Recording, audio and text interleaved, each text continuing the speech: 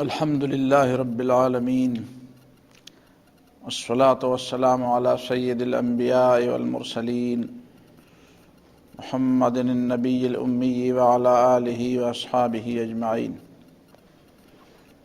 اما بعد، فعن ام المؤمنین عائشة زوج النبی صلی اللہ علیہ وسلم ان رسول اللہ صلی اللہ علیہ وسلم کان یدعو فی الصلاة اللہم انی اعوذ بک من عذاب القبر واعوذ بک من فتنة المسیح الدجال واعوذ بک من فتنة المحیا وفتنة الممات اللہم انی اعوذ بک من المأثم والمغرم فقال له قائل ما اکثر ما تستعیذ من المغرم فقال ان الرجل اذا غرم حدث فكذب ووعد فاخلف.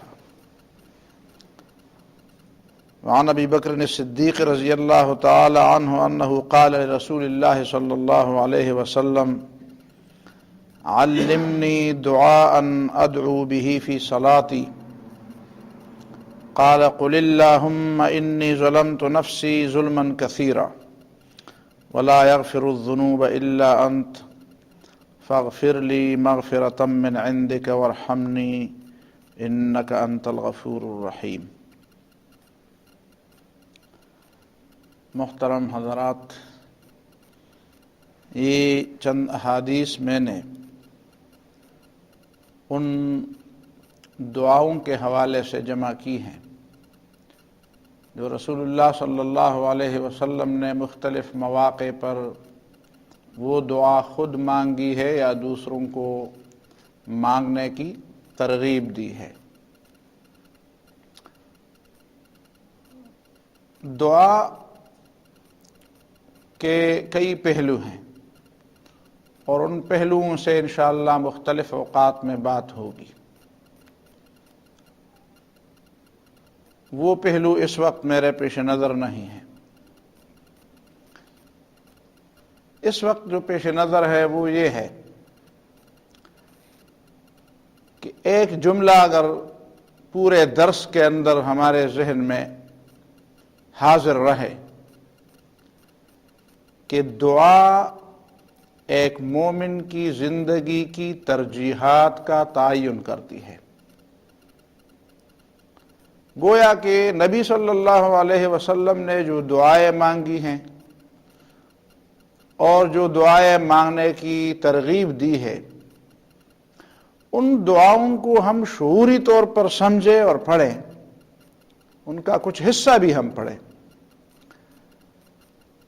تو ہمیں پتہ چل جاتا ہے کہ دعا حقیقت میں اپنی عملی زندگی کی جدوجہد میں اللہ تعالیٰ کی مدد کا حصول ہے. یہ دو باتیں ہمارے پیش نظر رہنی چاہیے. ایک تو جو چیز ہم اللہ سے مانگتے ہیں ظاہر ہے کہ وہ چیز ہوگی جس کے حصول کی ہمیں بڑی تڑپ ہوگی، ہمیں شوق ہوگا اور ہماری تمنا اور آرزو ہوگی. اگر ایسا نہیں ہے تو ہم صرف زبان سے وہ چیزیں مانگنے لگے تو اور ہمیں پتہ نہ ہو کہ ہم کیا چیزیں مانگ رہے ہیں، اس سے پھر بات نہیں بنے گی. ظاہر ہے کہ دعا وہ ہوتی ہے جو دل سے نکلے، اور جن چیزوں کو نبی صلی اللہ علیہ وسلم نے ان دعاؤں کے اندر ہمیں سمجھانے کی کوشش، یہ سمجھانے کا ایک انداز ہے کہ تم اللہ سے یہ چیز مانگو. اس سے مراد یہ ہے کہ تمہاری زندگی کی ترجیحات یہ ہونی چاہیے، اور زندگی کی ترجیحات وہ ہوتی ہیں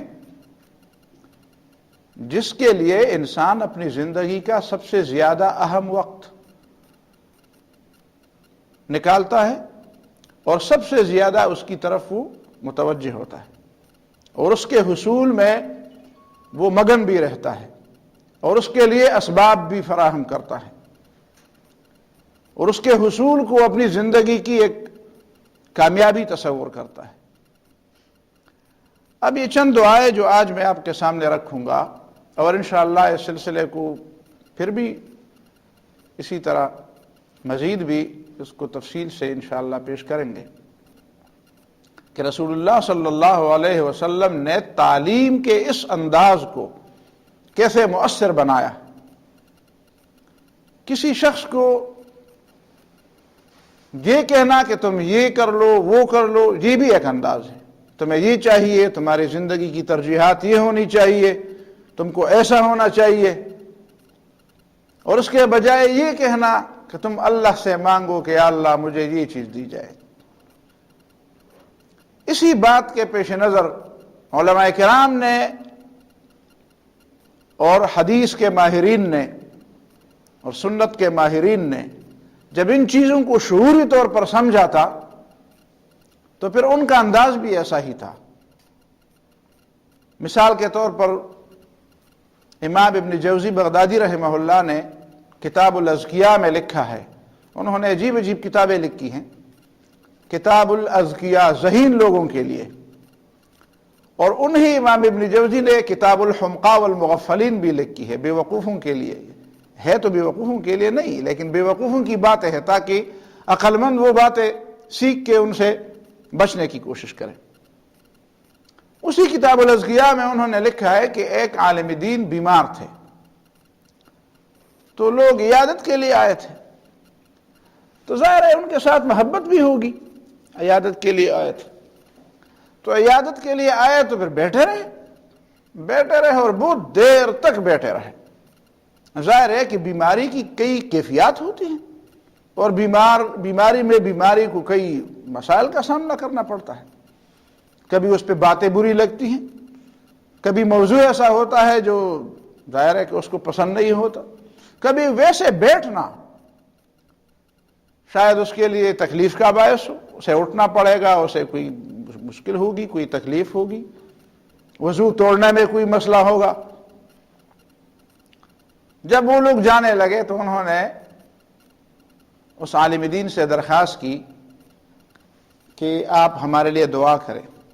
انہوں نے بس اتنی دعا کی، یا اللہ ہم سب کو عیادت کے آداب سمجھنے کی توفیق عطا فرما، وآخر دعوانا۔ تو یہ دعا کی، دعا میں ایک پیغام تھا کہ عیادت کے لیے جانے سے پہلے عیادت کے آداب سمجھنے چاہیے، اور آداب میں یہ ہے کہ مریض کے پاس زیادہ دیر نہ بیٹھنا چاہیے، مریض کے پاس زیادہ گپیں نہ مارنی چاہیے۔ تو یہ نبی صلی اللہ علیہ وسلم کی اس تعلیم کا نتیجہ تھا کہ دعا تعلیم ہے۔ عام لوگوں کے ذہن میں یہ ہے کہ دعا ہے، بس دعا ہے، اور ہم دعا پڑھتے ہیں، ہمیں دعائیں یاد کرنے کی بڑی وہ ہے کہ دعائیں، کوئی اچھی دعا بتائی جائے، اس کی سمجھ ہو یا نہ ہو، اس کو یاد کیا جائے، وہ ہمارے دل کی بات ہو یا نہ ہو، ہمیں سمجھ آئے یا نہ آئے کہ ہم کیا چیزیں مانگتے ہیں، بس دعائیں یاد کرو اور دعائیں پڑھو۔ دعائیں پڑھنا، بھئی دعا پڑھی نہیں جاتی، دعا مانگی جاتی ہے، اور مانگی اس وقت جاتی ہے جب آدمی کو سمجھ آ جائے کہ یہ کیا چیز میں مانگ رہا ہوں۔ اب ان احادیث کو پڑھیں، زیادہ تفصیل تو کبھی کسی نقطے کی آئے گی، کسی کی نقطے کی نہیں آئے گی، لیکن یہ ایک عمومی تاثر پیدا ہو جائے گا کہ کس قسم کی دعائیں رسول اللہ صلی اللہ علیہ وسلم مانگا کرتے تھے۔ پہلی روایت جو بخاری کی ہے، ام المومنین رضی اللہ تعالی عنہ، حضرت عائشہ رضی اللہ تعالی عنہ کی روایت ہے، کان یدعو فی الصلاۃ، رسول اللہ صلی اللہ علیہ وسلم نماز میں جو دعا مانگتے تھے، اللہم انی اعوذ بک من عذاب القبر، اے اللہ میں قبر کے عذاب سے تیری پناہ مانگتا ہوں، تیرے پناہ میں اپنے آپ کو دیتا ہوں کہ عذاب قبر مجھے نہ پہنچے، وَأَعُوذُ بِكَ مِن فِتْنَةِ الْمَسِيحِ الدَّجَّالِ، اور تیری پناہ مانگتا ہوں، حاصل کرتا ہوں مسیح دجال کے فتنے سے۔ مسیح دجال، یہ جو کچھ آج ہو رہا ہے دیکھ رہا ہے، یہ فتنہ مسیح دجال ہے، اس میں پڑنے سے، اس کا شکار ہونے سے میں اللہ کی پناہ مانگتا ہوں۔ وَأَعُوذُ بِكَ مِن فِتْنَةِ الْمَحْيَا وَفِتْنَةِ الْمَمَاتِ، اور میں تیری پناہ مانگتا ہوں زندگی کے فتنے اور موت کے فتنے سے۔ اب ایک آدمی شعوری طور پر اس چیز کو سمجھتے رہے زندگی کا فتنہ کیا، میں زندگی کے فتنے، زندگی میں کئی فتنے آتے ہیں، پھر مجھے سوچنا پڑے گا کہ کون کون سی چیزیں ہیں جو مجھے فتنے میں مبتلا کرنے والی ہیں، اور موت کا فتنہ کیا ہوتا ہے، کس راستے میں موت آئے تو وہ فتنہ ہو۔ ظاہر ہے کہ موت کا پتہ تو نہیں چلتا، کس راستے پہ آدمی جائے اور وہاں پہ موت آئے اور وہ فتنے کی موت شمار ہو، کس لڑائی میں جا کر، کس فرقے میں جا کر، کس گروہ میں جا کر کون سی لڑائی لڑی جائے جہاں پہ موت فتنے کی موت ہو۔ اللہم انی اعوذ بک من المأثم، اے اللہ میں تیری پناہ مانگتا ہوں گناہ سے۔ اصل میں مأثم کا معنی ہے سستی، کاہلی۔ اسم گناہ کو اس لیے کہتے ہیں کہ گناہ بھی ایک قسم کی سستی اور کاہلی ہے۔ آپ کہیں گے گناہ تو کاہلی نہیں ہے، اس میں ذرا ہمیں دور جانا پڑے گا۔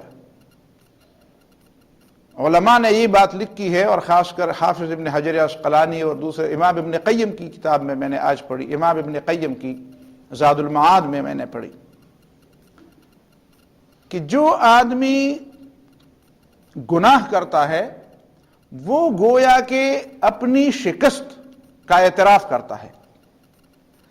نیکی کرنا یہ ہمت کا کام ہے، اور ایک آدمی نیکی کے مقابلے میں گناہ پر آمادہ ہو جائے، اس کا معنی یہ ہے کہ وہ ذہنی اور نفسیاتی طور پر شکست کھا چکا ہوتا ہے، تب وہ گناہ پر آمادہ ہوتا ہے۔ ذہنی اور نفسیاتی طور پر جو آدمی شکست نہیں کھا چکا ہوتا وہ گناہ کی طرف مائل نہیں ہوتا۔ یہ خود انسان کی ایک کمزوری ہے کہ وہ شکست کھا جاتا ہے، اس لیے کہ نیکی کا معنی عزیمت ہے، یہ عزم اور ہمت والے لوگوں کا کام ہے، اور گناہ کی طرف جانا اسی طرح ہے جس طرح کسی اوپر کی جگہ سے نیچے لڑکنا۔ لڑکتا وہ ہے جو اٹھنے اور ٹکنے اور اوپر چڑھنے کی ہمت نہیں کر سکتا، جو ہمت کر سکتا ہے وہ نہیں لڑک سکتا۔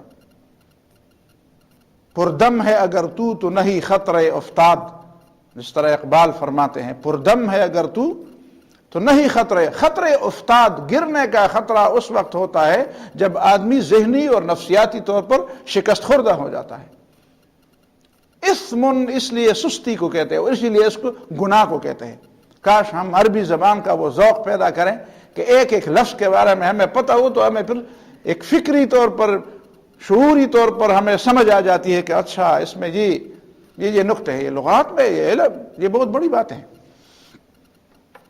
اسمن گناہ، والمغرم اور قرض سے، فقال له قائل، ایک کہنے والے نے کہا، ما اکثر ما تستعیذ من المغرم، اے اللہ کے رسول آپ قرض سے بہت زیادہ پناہ مانگتے ہیں، اس کی کیا وجہ ہے؟ بار بار ہم سنتے ہیں کہ آپ قرض سے پناہ مانگتے ہیں۔ فقال رسول اللہ صلی اللہ علیہ وسلم نے فرمایا، ان الرجل اذا غرم، آدمی جب مقروض ہوتا ہے، حدث پھر بات کرتا ہے، فکذب جھوٹ بولتا ہے۔ ظاہر ہے کہ جو اس سے قرض لینے والا ہو، قرض خواہ ہو، اس کے سامنے تو یا اس نے قرض دینا ہے اور دے تو وہ سکتا نہیں ہے، تو ظاہر ہے جھوٹ بولے گا، ہاں میں ادھر گیا تھا، میں اس میں مصروف تھا، میں اس طرح کام تھا، یہ تھا وہ تھا، وہ جھوٹ بولتا ہے۔ وَوَعَدَ فَأَخْلَفَ، اور وہ وعدہ کرتا ہے پھر اس کو مخالفت بھی کرنی پڑتی ہے، وہ اس وعدہ خلافی بھی کرتا ہے، اس لیے کہ وہ دینے کا وعدہ کرتا ہے اور دینے کا وقت بھی گزر جاتا ہے، وہ دینے پر وہ قادر نہیں ہوتا، تو پھر وعدے پر وعدہ کر کے مخالفت پر مخالفت کرتا ہے۔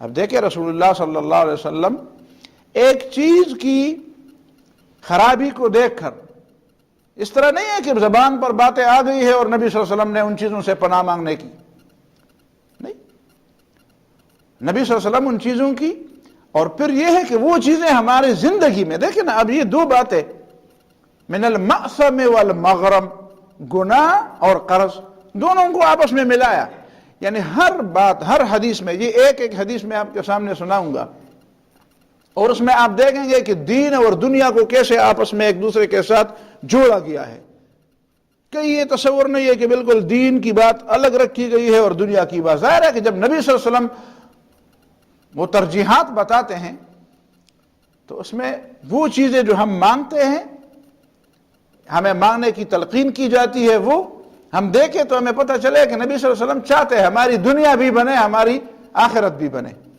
اور دنیا اور آخرت دونوں کا آپس میں ایک ایسا ربط پیدا ہو جائے کہ ان دونوں چیزوں کو دو نہ سمجھا جائے، بس ایک دو مرحلے آپ اس کو سمجھیں، دو الگ الگ چیزیں نہ سمجھیں، ایک ہی زندگی کے دو مرحلے سمجھیں.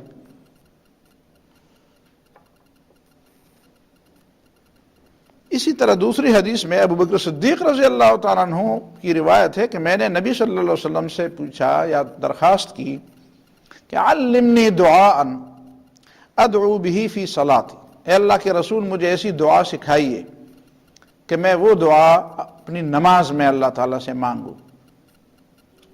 قال قل، تو نبی صلی اللہ علیہ وسلم نے فرمایا اس طرح دعا مانگو، اللہم انی ظلمت نفسی ظلما کثیرا، اے میرے رب میں نے خود اپنے اوپر بہت ظلم کیا ہے، ولا یغفر الذنوب الا انت، اور تیرے سوا کوئی نہیں جو گناہوں کو معاف کرتا ہو، فاغفر لی مغفرۃ من عندک، مجھے اپنی طرف سے خصوصی مغفرت سے مجھے نوازیے، وارحمنی، اور میرے اوپر رحم فرما، انک انت الغفور الرحیم، کہ تو بخشنے والا اور مہربان ہے.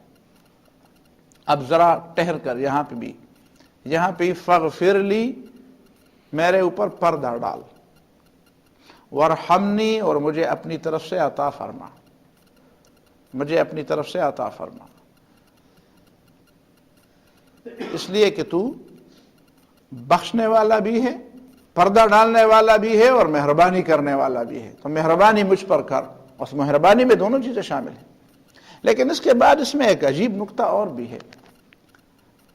ابو بکر صدیق رضی اللہ تعالیٰ عنہ انبیاء کے بعد اہل سنت والجماعت کے نزدیک سب سے عظیم انسان ہے.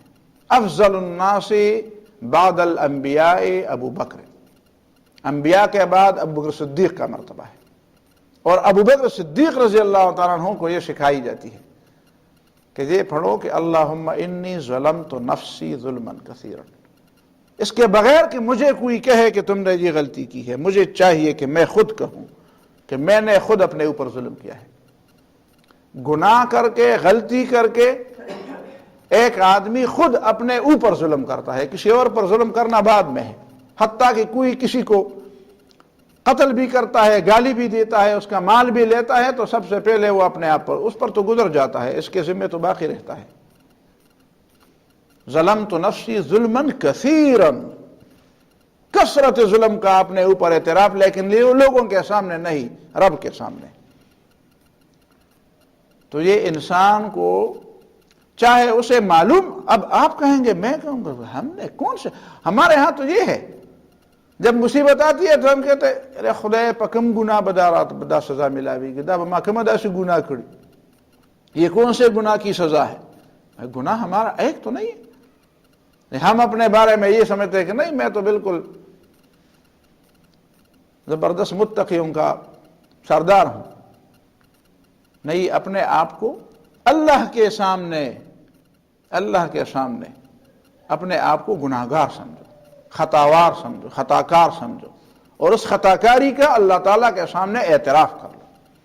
یہ ہے بندگی، بس بات بندگی کی ہو. بندہ یعنی دعا میں بنیادی چیز کیا ہے؟ یہی تضرع ہے، یہی عاجزی ہے، اللہ تعالیٰ کے سامنے اپنے عجز اور بندگی کا اعتراف ہے. اور یہ اعتراف آدمی کر لے تو پھر اسی وجہ سے تو فرمایا گیا کہ الدعاء مخ العبادہ، دعا عبادت کا مغز ہے. عبادت میں سب سے بنیادی بات وہ اللہ تعالیٰ کی طرف تضرع اور عاجزی ہے، اپنا عجز، انکساری، اپنی بندگی، اپنی کمزوری، اپنے ضعف کا اعتراف، اور اللہ تعالیٰ کی عظمت اور قوت اور دینے اور رحم اور مغفرت کا اعتراف.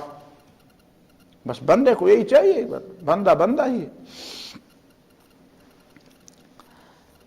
عن ابی ہریرہ قال کان رسول اللہ صلی اللہ علیہ وسلم یقول، حضرت ابو ہریرہ رضی اللہ تعالیٰ عنہ کی روایت ہے کہ رسول اللہ صلی اللہ علیہ وسلم دعا اس طرح مانگا کرتے تھے، اللہم انفعنی بما علمتنی وعلمنی ما ینفعنی، اے اللہ جو کچھ تو نے مجھے سکھایا ہے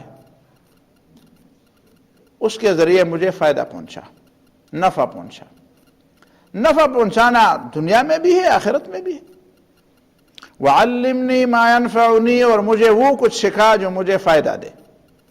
بے فائدہ باتوں سے دماغ بھر جائے تو کیا، فضول قسم کی چیزوں سے۔ مجھے وہ چیزیں سکھا جو مجھے فائدہ پہنچانے والی۔ وزدنی علما، اور میرے علم میں اضافہ فرما۔ الحمدللہ علی کل حال، ہر حالت میں، چاہے وہ خوشی کی حالت ہو یا پریشانی کی حالت ہو، میں توحید کے عقیدے پر قائم ہوں۔ الحمدللہ، شکر ہے اللہ کے لیے، حمد ہے، خدائی کی صفات اللہ کے لیے ہے، چاہے حالت جو بھی ہو میری۔ خوشی میں انسان راضی ہوتا ہے تب بھی میں راضی ہوں، اور پریشانی میں آدمی خفا ہوتا ہے، پریشان بھی ہوتا ہے، تب میں اگر پریشان ہوں اپنی حالت پر، لیکن خدا کی خدائی کے بارے میں مجھے کوئی اس میں کوئی دوسری بات نہیں آئی ہے کہ میں چونکہ پریشان ہو گیا ہوں اس لیے نعوذ باللہ میں اللہ تعالیٰ کے بارے میں کوئی دوسری بات کہہ دوں، نہیں۔ پریشانی کی حالت ہو تب بھی میں ایمان کے عقیدے پر قائم ہوں، اور خوشی کی حالت ہو تب بھی میں ایمان کے عقیدے پر قائم ہوں۔ رب اعوذ بک من حال اہل النار، اے میرے رب میں تیری پناہ مانگتا ہوں کہ میری حالت جہنمیوں جیسی ہو جائے۔ ایسی حالت سے اے اللہ مجھے پناہ دے دے کہ میں کسی ایسی حالت میں مبتلا ہو جاؤں جو جہنمیوں والی حالت ہو۔ جہنمیوں والی حالت یہ ہے کہ اللہ تعالیٰ اس سے خفا ہو، وہ گناہ میں مبتلا ہو، اس کا دل ایمان سے خالی ہو۔ تو زندگی میں ایسے مواقع سے میں اللہ تعالیٰ پناہ مانگتا ہوں کہ ایسی حالت مجھ پر نہ آئے۔ وہ بھی ایک کیفیت تو ہے، اس کیفیت سے اللہ تعالیٰ مجھے بچائے۔ باقی پریشانیاں تو دنیا میں ہوتی رہتی ہے، تو پریشان ہوں یا خوش ہوں میں الحمدللہ کا قائل ہوں، میں اللہ تعالیٰ کی خدائی پر قائم و دائم ہوں۔ عبداللہ ابن عمر رضی اللہ تعالیٰ عنہما کی روایت ہے کہ کان رسول اللہ صلی اللہ علیہ وسلم لا يكاد يقوم من مجلس الا دعا بهؤلاء الكلمات لاصحابه۔ نبی صلی اللہ علیہ وسلم جس بھی مجلس میں تشریف رکھتے تھے تو اس مجلس سے اٹھتے نہیں تھے جب تک صحابہ کرام کے لیے اس طرح کی دعا نہ مانگتے۔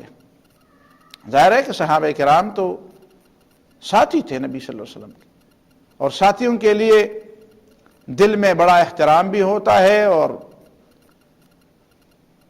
ان کے لیے رحم کے جذبات بھی ہوتے ہیں، اور ان کی سچائی اور ان کی محبت اس کا اعتراف بھی کرنا پڑتا ہے، اور ان کی دوستی پر آدمی خوش بھی ہوتا ہے۔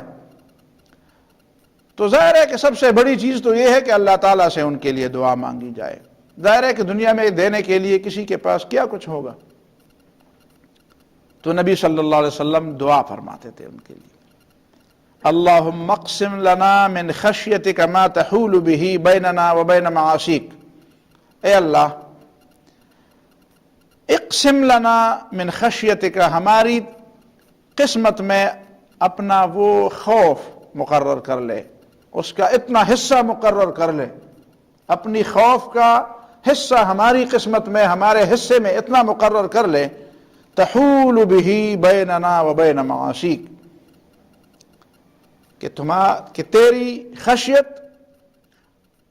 ہمارے اور ہمارے گناہوں کے درمیان حائل ہو جائے، ہمارے دل کے اندر اتنا خوف پیدا فرما کہ وہ تیرا خوف ہمارے دلوں کے اندر، وہ ہمارے اور ہمارے گناہ کے درمیان دیوار بن جائے۔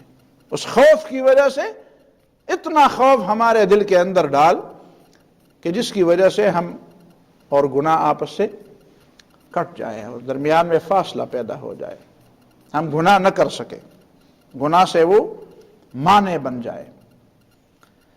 وَمِن طَاعَتِكَ مَا تُبَلِّغُنَا بِهِ جَنَّتَكَ، اور اپنی طاعت اور بندگی سے ہمیں اتنا حصہ دیجئے کہ جس کی وجہ سے تو ہمیں اس کے ذریعے جنت میں پہنچا دے۔ پہنچانے والا تو ہے، لیکن یہ ایک ذریعہ ہے، اور ذریعہ اتنا ہو کہ وہ تیرے نزدیک جنت پہنچانے کے لیے کافی ہو، جنت پہنچانے، تبلغنا بھی، کہ تو ہمیں اس کے ذریعے پہنچائے جنت۔ پہنچانے والا تو اللہ ہے، صرف طاعت اور بندگی نہیں۔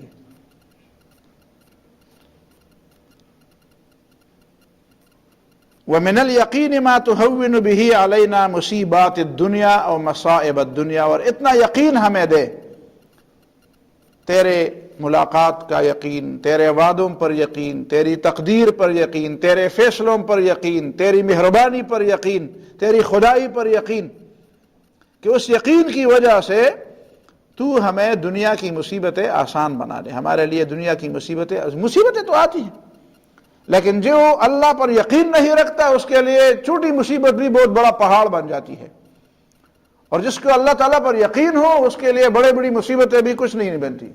نہ شادی داد سامانے، نہ غم آورد نقصانے، بپیش ہمت ماں ہرچ آمد بود مہمانے۔ خوشی میں وہ آپے سے باہر نہیں ہوتا، اور غم اور مصیبت میں وہ اتنا پریشان نہیں ہوتا، اس لیے کہ وہ سمجھتا ہے کہ بپیش ہمت ماں ہرچ آمد بود مہمانے۔ مومن کی ہمت ایسی ہوتی ہے کہ وہ سمجھتا ہے خوشی آئی مہمان ہے، مہمان جائیں گے، اور پریشانی اور مصیبت آئی یہ بھی مہمان ہے، یہ بھی جائیں گے۔ تو خوشی میں وہ اتنا وہ اپنے اس سے باہر نہیں جاتا کہ وہ سمجھے کہ بس خوشی تو بس میرے لیے خوشی ہو، نہیں، تو اتنا خوش نہیں ہونا چاہیے، خوشی مہمان ہے۔ اور پریشانی میں بھی اتنا نہیں پریشان ہونا چاہیے کہ بس پریشانی ہی پریشانی ہوگی، نہیں، پریشانی یہ بھی مہمان ہے، جائے گی، ساری دنیا مہمان ہے، اس کی ساری چیزیں مہمان ہیں۔ تو یہ یقین اور اللہ تعالیٰ کے وعدوں پر ایمان کی وجہ سے۔ وَمَتِّعْنَا بِأَسْمَاعِنَا وَأَبْصَارِنَا، اور ہماری سماعت اور ہماری بصارت کو ہمارے لیے مفید بنا، اس سے ہمیں فائدہ ملے۔ کبھی کبھی انسان کی بصارت اس کو نقصان پہنچا دیتی ہے، انسان کی سماعت اس کو نقصان پہنچا دیتی ہے۔ ظاہر ہے ایسی چیزیں سنتا ہے جو نہیں سننے کی، ایسی چیزیں دیکھتا ہے جو نہیں دیکھنے کی۔ متعنا باسماعنا وابصارنا، ہماری سماعت و بصارت ہمارے لیے مفید بنا لے کہ یہ ہمیں اس سے فائدہ ہو۔ وقواتنا، اور جو اس کے علاوہ جو قوتیں ہمارے اندر تو نے پیدا کی ہے ان سب کو ہمارے لیے مفید بنا۔ کبھی قوت آدمی کے لیے مفید بھی بنا، اور کبھی قوت مشکل بھی بنتی، مضر بھی بنتی ہے۔ ایک آدمی کے پاس قوت ہے، وہ ظلم کے لیے استعمال کرتا ہے، وہ اس سے ظاہر ہے کہ اس سے غلط فائدہ لیتا ہے۔ تو قوت تو اس کے پاس ہے، لیکن اس قوت سے وہ ضعف اچھا تھا اس کے لیے۔ اگر یہ قوت اس کے پاس نہ ہوتا تو وہ گناہ نہ کماتا جو اس نے قوت کے بلبوتے پر کمایا۔ وَاجْعَلْهُ الْوَارِثَ مِنَّا، اور یہ فائدہ لینا ان قوتوں کے ذریعے ہمارا وارث بنا۔ اس کا کیا معنی ہے؟ اس کا معنی یہ ہے کہ جب تک ہم زندہ ہیں یہ چیزیں ہمارے پاس ہوں۔ پہلا معنی یہ ہے کہ ہماری باقی چیزیں اگر ضائع ہو جائیں لیکن ہماری سماعت و بصارت زائل نہ ہو، یہ سب سے آخر میں زائل ہونے والی چیز ہو۔ جب تک ہم دنیا میں رہے ہماری سماعت اور ہماری بصارت ہمارا ساتھ دے، اس لیے کہ سماعت اور بصارت ساتھ دے تو آدمی ٹھیک ہے دنیا میں مجبور ہوتا ہے، پاؤں جب کام نہ کرتے ہوں، زبان جب کام نہ کرتی ہو تو آدمی مجبور تو ہوتا ہے، لیکن سماعت اور بصارت قائم ہو تو علم کا ذریعہ بھی ہوتا ہے۔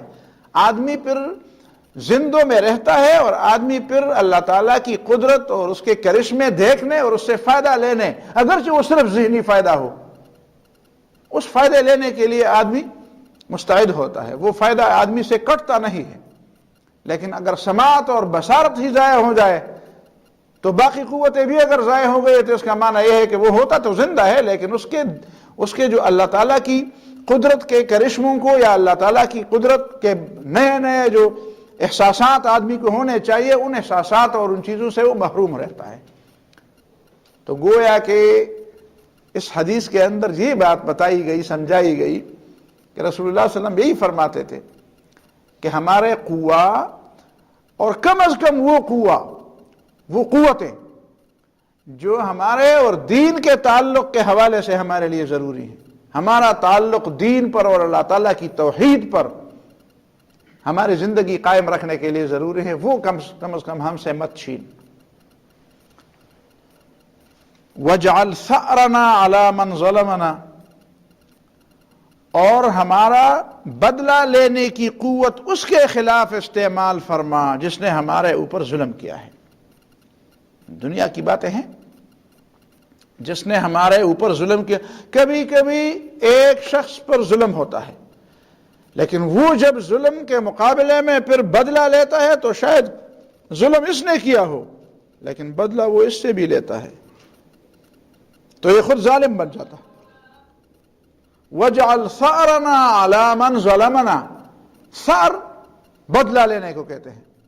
ہم جب اپنے ظلم کا بدلہ لیں تو ظلم کا بدلہ ان لوگوں سے لے جو ظالم ہیں، جو غیر ظالم ہیں ان پر ہمیں یہ دسترس نہ عطا فرما کہ ہم ان سے اس ظلم کا بدلہ لے لیں جو اس نے کیا نہیں ہے۔ جس طرح جاہلیت کے زمانے میں ہوتا تھا، قتل ایک نے کیا ہے اور قتل دوسرے کو، ہمارے ہاں بھی یہی طریقہ، قتل ایک نے کیا ہوتا ہے اور قتل کا بدلہ کسی اور سے لیا جاتا ہے، ایک کو دوسرے کی جگہ پکڑا جاتا ہے، مجرم ایک ہوتا ہے، ملزم ایک ہوتا ہے، ملزم یا ملزم، اس کو ملزم کہتے ہیں لیکن یہ لوگ ملزم کہتے ہیں۔ ملزم کا معنی تو یہ کسی دوسرے پر الزام لگانے والا، اس پر تو خود الزام لگا ہے، یہ لوگ ملزم کو ملزم کہتے ہیں، اس کو ملزم ایک ہے اور آپ دوسرے کو بنا، بلکہ کبھی کبھی ملزم کے ساتھ مجرم کا سلوک کرتے ہیں، کبھی کوئی نہ آدمی ملزم ہوتا ہے نہ مجرم ہوتا ہے، اس کے ساتھ مجرم جیسا سلوک کیا جاتا ہے، ظلم ہے۔ تو دیکھیں انسان کبھی بے قابو ہو جاتا ہے تو گویا کہ ہمیں بے قابو ہونے سے بچا۔ جب قوت آدمی کو حاصل ہوتی ہے پھر وہ نہیں دیکھتا کہ کون مظلوم ہے اور کون ظالم ہے، کہتے ہیں سب کو اس طرح کر دو، سب کو مارو۔ وَانصُرْنَا عَلَى مَنْ عَادَانَا، اور جس نے ہمارے اوپر ظلم کیا ہے ان کے خلاف ہماری مدد فرما۔ وَلَا تَجْعَلْ مُصِيبَتَنَا فِي دِينِنَا، اور ہماری مصیبت، ہمارے اوپر جو مصیبت آئے اسے ہمارے دین میں مصیبت نہ بنا۔ مصیبت تو آتی ہے دنیا میں، لیکن جب مصیبت آتی ہے اور مصیبت کا نشانہ دین بنتا ہے، اس سے ہمیں بچا۔ مصیبت کا نشانہ اگر ہماری ذات بنے، ہمارا جسم بنے، ہماری دنیا بنے تو یہ اس سے بہتر ہے کہ مصیبت کا نشانہ ہمارا دین بنے۔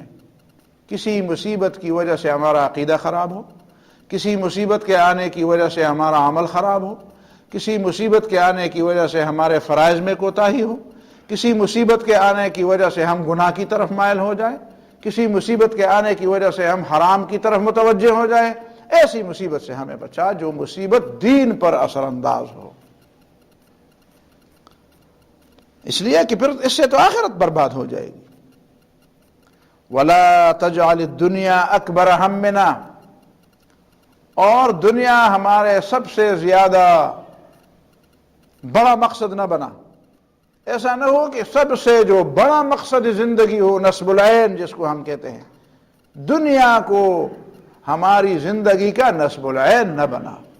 ٹھیک ہے، اکبر ہمنا، سب سے بڑا، چھوٹی وہ ہے ہمارا، چھوٹا مقصد ہمارا ہو، اور چھوٹا مقصد بھی نہ ہو تو پھر دنیا میں زندگی کیسے گزارے، لیکن سارے مقصدوں سے بڑھ کر سب سے بڑا مقصد دنیا ہو تو یا اللہ تعالی ہمیں اس سے بچا کہ ہمارا سب سے بڑا مقصد دنیا میں زندگی گزارنے کا اور ہمارا نصب العین ہی دنیا کمانا۔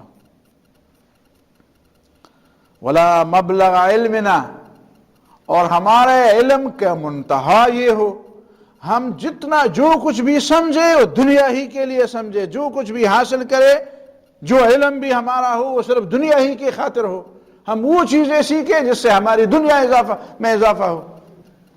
اس کو کہتے ہیں مبلغ علم، منتہائے علم، ہمارے علم کی انتہا، ہمارے علم کا منتہائے مقصود، ہم ایسی چیزیں سیکھیں کہ بس دنیا کس سے کمائی جاتی ہے، کس سے زیادہ کمائی جا سکتی ہے، کون کون سے طریقے ہیں دنیا کے کمانے کے، اور اسی میں ہم لگے رہیں۔ تو یہ ہے مبلغ ہے قرآن جس طرح لوگوں کو تانے دے رہا ذالک مبلغہم من العلم، یہ صرف بس اتنا جانتے ہیں کہ ہم ایسے نہ بنے کہ ہم صرف اتنا جانے کہ دنیا کیسے حاصل کی جاتی، اس سے ہمیں بچا۔ وَلَا تُسَلِّطْ عَلَيْنَا مَن لَا يَرْحَمُنَا، اور ہمارے اوپر ایسے لوگوں کو مسلط نہ فرما جو ہمارے اوپر رحم نہ کرتے ہوں۔ دنیا میں ایسے حکمران ہمارے اوپر مسلط نہ فرما جو ہم پر رحم نہ کھائیں اور ہمارا اوپر ظلم کرے، اور قبر میں بھی ہمارے اوپر نکیر منکر ایسا مسلط نہ فرما اس لیے کہ وہ بھی رحم نہیں کرتے، اور جہنم میں فرشتے بھی رحم نہیں کرتے ان کو بھی ہمارے اوپر مسلط نہ فرما۔ تو ان دعاؤں کو پھر آپ غور سے پڑھیں کہ اس میں دین و دنیا کی کیسی بھلائیاں جمع کی گئی ہیں۔ عن ابن عباس قال كان رسول اللہ صلی اللہ علیہ وسلم یدعو، حضرت عبداللہ ابن عباس رضی اللہ تعالیٰ عنہ کی روایت ہے کہ رسول اللہ صلی اللہ علیہ وسلم اس طرح دعا کرتے تھے، رب اعنی، اے اللہ میری مدد فرما، ولا تعن علی، اور میرے خلاف کسی اور کی مدد نہ فرما، جو میری میں بھی جدوجہد کر رہا ہوں میرے خلاف بھی کوئی جا رہا ہے تو اے اللہ تو میری مدد فرما، میرے خلاف جو جا رہا ہے اس کی مدد مت فرما۔ وانصرنی ولا تنصر علی، اور میری مدد کر اور میرے اوپر کسی کی مدد نہ دے۔ عون اور نصر، اس میں فرق بھی ہو سکتا ہے اور دونوں ایک بھی ہو سکتے ہیں۔ عون شاید فکری مدد کو کہتے ہیں، اور نصر کا معنی ہے مادی مدد۔ ایک کو آپ اخلاقی، جس طرح ہمارے ہاں اخلاقی مدد اور مالی مدد، بلکہ اخلاقی اور مادی دونوں کر دیں تو عون کو کہتے ہیں اخلاقی مدد، اور نصر کو کہتے ہیں مادی مدد۔ اس میں ہر قسم کی مدد شامل ہے، مالی بھی اور فوجی بھی مثال کے طور پر، اور دوسری بھی اور تیسری بھی۔ تو میری مدد فرما اخلاقی مدد، اور میرے مقابلے میں کسی کو اخلاقی مدد نہ دے، اور میری مادی مدد بھی فرما اور میرے مقابلے میں کسی کو مادی مدد نہ دے ان کو، لیکن میرے مقابلے کے لیے نہ دے کہ جس سے وہ میرا مقابلہ کرے، جس سے وہ مجھے پچھاڑ دے، میرے خلاف جائے وہ مدد۔ یہ دوسروں کی مدد کی نفی کے لیے دعا نہیں ہے، یہ اس کے لیے دعا ہے کہ میرے خلاف اس کی مدد نہ فرما، کہ وہ میرے اوپر غالب آ جائے۔ وَامْكُرْ لِي، اور میرے لیے بہترین تدبیر فرما، میری تدبیریں ادھوری ہوتی ہیں، تو میری تدبیر میرے لیے مکمل تدبیر فرما۔ وَلَا تَمْكُرْ عَلَيَّ، اور میرے خلاف جو تدبیر ہوتی ہے اس کو ناکام بنا، میرے خلاف تدبیر مت بنا، یا میرے خلاف جو تدبیر کرنے والے ہیں ان کی مدد مت فرما۔ وَاهْدِنِي، مجھے ہدایت دے، وَيَسِّرِ الْهُدَىٰ لِي، اور ہدایت میرے لیے آسان بنا، ہدایت بھی دے اور ہدایت کو میرے لیے آسان بھی بنا۔ وانصرنی علی من بغی علی، اور جو مجھ پر زیادتی کرتا ہے اس کے مقابلے میں میری مدد فرما، جو میرے اوپر زیادتی کرتا ہے اس کے مقابلے میں میری مدد فرما۔ رب اجعلنی لک شکارا، اے میرے رب مجھے تیرے بندوں میں سب سے زیادہ شکر گزار بندہ بنا، کہ جو کچھ تو نے مجھے دیا ہے میں اس کا شکر ادا کروں۔ لک ذکارا، اور حد سے زیادہ تجھے ذکر کرنے والا تیرا ذاکر بندہ بنا مجھے۔ ذکارا، حد درجہ سب سے زیادہ تجھے یاد کرنے والا مجھے بنا۔ لک رہابا، سب سے زیادہ تجھ سے ڈرنے والا مجھے بنا، سب سے زیادہ تجھ سے ڈرنے والا مجھے بنا۔ لک مطواعا، سب سے زیادہ تیری اطاعت گزاری کرنے والا مجھے بنا۔ الیک مخبتا، تیری طرف زیادہ متوجہ ہونے والا مجھے بنا۔ وَأَخْبَتُوا إِلَىٰ رَبِّهِمْ، دل سے اور دل و جان سے اللہ کی طرف متوجہ کرنے والا، عاجزی کرنے والا، جھک جانے والا مجھے بنا۔ لَكَ أَوَّاهًا مُنِيبًا، تیری طرف دل کی رغبت بنانے والا، میرے دل کی رغبت تیری طرف ہو۔ اواہن، میرا دل، اواہ میں ایک اواہ کے لفظ کو ذرا آپ سوچیں نا، اواہ اس طرح ہم کہتے ہیں اوہو افسوس کی حالت میں جب دل سے کوئی بات ایسی نکلتی ہو کہ آدمی اپنی عجز، انکساری، کمزوری، مظلومیت اور اپنی بالکل حد درجہ کمزوری کا اظہار کرتا ہو، تو زیادہ سے زیادہ یہ کہ اس کے دل سے ایک آہ نکلتی ہے۔ اس آہ نکلنے کی جو کیفیت دل میں ہوتی ہے، اسی کے لیے لفظ اواہ ہے۔ اواہ حد درجہ، یعنی اگر ہم لغت میں جائیں تو اس کا معنی ہے حد درجہ آہ کرنے والا، یعنی دل کے درد کو اپنی زبان پر اس طرح اللہ کے سامنے لانے والا۔ لک اواہن، کہ ہمارے دل کے درد تیری طرف متوجہ ہوں، ہمارے دل میں تیرے لقاء کا درد ہو، تیری بندگی کا درد ہو، تیری ملاقات اور تیری خوشی کا درد ہو، تیرے طرف جانے کا درد ہو، اسی درد میں ہمارا دل دردمند ہو، اور منیباً، ہم دل سے تیری طرف متوجہ ہوں، دل سے تیری طرف متوجہ ہوں۔ رب تقبل توبتی، میرے رب میرا توبہ قبول فرما۔ توبہ تو میں کرتا ہوں، توبہ واپس تو ہوتا ہوں، لیکن کبھی کبھی آدمی واپس ہونا چاہتا ہے لیکن دوسرا کہتے ہیں نہیں اب وقت گزر چکا ہے، جا بس نئی بات ہوتی ہے۔ رب تقبل توبتی، اے میرے رب میرا توبہ قبول فرما۔ واغسل حوبتی، اور میرے گناہ کو دھو، میرے گناہ کو دھو لو۔ حوب گناہ، حوب اور حوب گناہ کو کہتے ہیں۔ وَأَجِبْ دعوتی، اور میری دعا کو قبول فرما۔ وَثَبِّتْ حُجَّتِي، اور میری حجت کو قوت عطا فرما۔ جب میں دین کی بات کرتا ہوں تو میری زبان کے اندر دلیل لے آ، جب میں بات کرتا ہوں دین کی طرف لوگوں کو بلاتا ہوں تو مجھے دلائل عطا فرما، تاکہ میں دلائل سے لوگوں کو مطمئن کر دوں۔ اور جب مجھ سے نکیر و منکر پوچھیں گے تو اس وقت بھی مجھے دلائل عطا فرما، تو میں نکیر و منکر کا صحیح درست جواب دوں۔ جب میں قیامت کے دن مجھ سے پوچھا جائے گا تو اس وقت بھی مجھے حجت عطا فرما کہ میرے پاس دلیل ہو، میں بات کر سکوں۔ ثبت حجتی، مجھے مضبوط اور ثابت حجت اور دلیل عطا فرما، اور میرے دلیل کو مضبوط عطا فرما۔ وحد قلبی، اور میرے دل کو ہدایت عطا فرما۔ دل کو ہدایت ہو جائے تو پھر ہاتھ پاؤں کو ہدایت ہو جاتی ہے۔ میرے دل کو ہدایت عطا فرما۔ وسدد لسانی، اور میری زبان کو درست فرما، کہ میں زبان سے ایسا لفظ نہ نکالوں کہ جس سے تو ناراض ہو، جس سے میرے لیے مصیبت پیدا ہو، جس سے میرے لیے گناہ ہو۔ وسدد لسانی، میری زبان کو درست چلا، میری زبان کو درست چلا۔ اگر میں، ظاہر ہے زبان تو چلتی ہے تو غلطی بھی کرتی ہے۔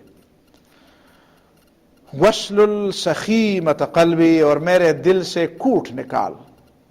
وَاسْلُلْ سَخِيمَةَ قَلْبِي، اور میرے دل سے کوٹ نکال، میرے دل سے حسد نکال، میرے دل سے دوسروں کے خلاف نفرت نکال، غصہ، اس طرح کی چیزیں جو دل کی بیماریاں ہیں، ان سب دل کی بیماریوں کو میرے دل سے وَاسْلُلْ، صلہ کا معنی ہے جس طرح کاٹی میں اور اس کے نیام میں تلوار تھی، اچانک اس نے اس کو نکال لیا۔ سلل، اس طرح مجھے میرے دل سے وہ کوٹ نکال۔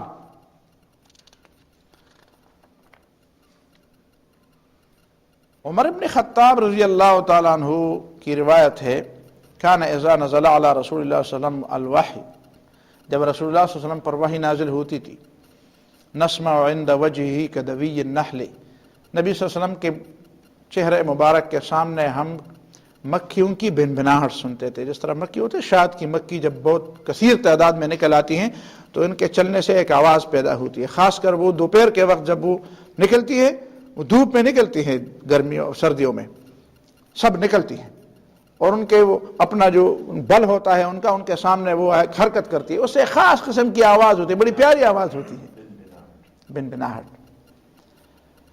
فمکثنا ساعۃ، کچھ دیر ہم نے انتظار کیا، فاستقبل القبلۃ، وہی آئی، ہم نے سنی بات، لیکن ہم نے اس طرح بنبناہٹ سنی، ہم سمجھے نہیں کیا بات ہے۔ نبی صلی اللہ علیہ وسلم قبلے کی طرف منہ کر کے، ورفع یدیہ، اور دونوں ہاتھوں کو نبی صلی اللہ علیہ وسلم نے اٹھایا، فقال، فرمایا، اللہم زدنا، اے اللہ ہمیں زیادہ فرما، ہمیں کثرت عطا فرما، ہمیں زیادہ، ہماری تعداد زیادہ کر، ہماری تعداد زیادہ کر، ولا تنقصنا، اور ہمیں کم مت کر، واکرمنا، اور ہمیں شرافت اور عزت دے، ولا تہنا، ہمیں بے عزت مت کر، ہماری اہانت نہ ہو، ہماری توہین نہ ہو، ہم بے عزت نہ ہوں، ولا تحرمنا، اور ہمیں محروم مت فرما، وآثرنا، اور ہمیں ہی منتخب فرما۔ جب تو لوگوں سے انتخاب کرتا ہے، جب تو لوگوں سے چنتا ہے اپنے لیے کچھ لوگوں کو، تو ہمیں چن۔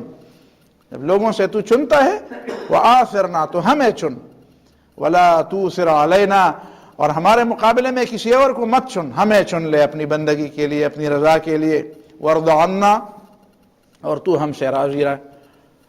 ثم قال، پھر فرمایا نبی صلی اللہ علیہ وسلم نے، لقد انزل علینا 10 آیات، میرے اوپر 10 آیات نازل ہوئی ہیں، من اقامہن دخل الجنہ، جس نے اس پہ عمل کیا، اس کا حق ادا کیا، وہ جنت میں جائے گا۔ وہ 10 آیات یہ تھی، قد افلح المؤمنون الذین هم فی صلاتہم خاشعون، سورہ المومنین کی 10 آیات۔ تو یہ ہے وہ دعائیں جو ہم نے مانگی بھی اور ہم نے سنی بھی اور پڑھی بھی۔